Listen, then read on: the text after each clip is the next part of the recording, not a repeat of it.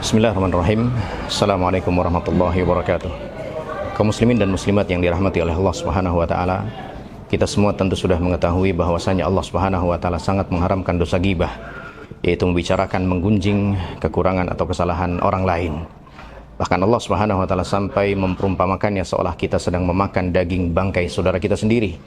Dan Nabi SAW menjelaskan dalam hadis Al-Isra wal Mi'raj beliau, bahwa beliau melihat sekelompok orang yang melukai tubuhnya sendiri, mencakar-cakari tubuhnya mereka sendiri. Dan beliau bertanya, siapa orang-orang itu? Maka dijawab kepada beliau SAW, orang-orang itu adalah orang-orang yang menggibah manusia saat mereka masih hidup di dunia, dan yaqa'una fi a'radihim, dan menjatuhkan kehormatan orang lain. Namun demikian, tidak jarang kita masih jatuh dalam dosa yang satu ini. Maka marilah kita sama-sama mengetahui apa saja yang kita perlu lakukan agar Allah Subhanahu wa taala menjaga kita dari dosa ghibah ini. Yang pertama adalah dengan berusaha mengurangi rasa keingintahuanan kita terhadap orang lain. Sufyan Ats-Tsauri rahimahullahu taala mengatakan, aqil ma'rifataka binnas taqil ghibatuka. Kurang-kurangilah rasa ingin tahumu terhadap urusannya orang lain, maka kamu tidak akan tertarik untuk menggibahi mereka. Itu yang pertama. Kemudian yang kedua, dengan mengingat bahwasannya nanti kita akan meninggal dunia juga. Suatu ketika ada seorang yang menggibah kawannya di sisi Ma'ruf Al-Karkhi rahimahullah. Maka Ma'ruf Al-Karkhi mengatakan kepada orang tersebut, udhkurul yawma wada'u al-qutna fi ainaika. Ingatlah hari di mana nanti orang-orang akan meletakkan kapas di kedua matamu.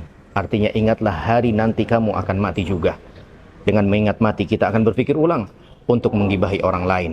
Dan yang ketiga, dengan mengingat bahwasannya dosa ghibah adalah dosa kezaliman yang pada akhirnya harus kita pertanggungjawabkan juga, yang pada akhirnya harus kita kompensasi juga terhadap orang yang kita ghibahi tersebut, terhadap orang yang kita zalimi tersebut, dengan cara nanti Allah Subhanahu wa taala akan mengambil pahala dari amal soleh kita kemudian diberikan kepada orang yang kita ghibahi tersebut, dan tentu itu merupakan kerugian bagi kita. Wallahu a'lam bishawab. Mudah-mudahan Allah Subhanahu wa taala menjaga kita semua dari dosa ghibah dan seluruh dosa-dosa yang dimurkai oleh Allah Subhanahu wa taala. Dan marilah kita menjadikan ibadah puasa ini sebagai satu momentum bagi kita untuk menjadi pribadi yang lebih baik di dalam berbicara.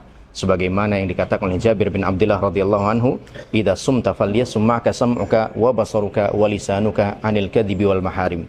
Jika kamu sedang berpuasa, hendaknya puasa jugalah pendengaranmu, penglihatanmu, dan juga bicaramu.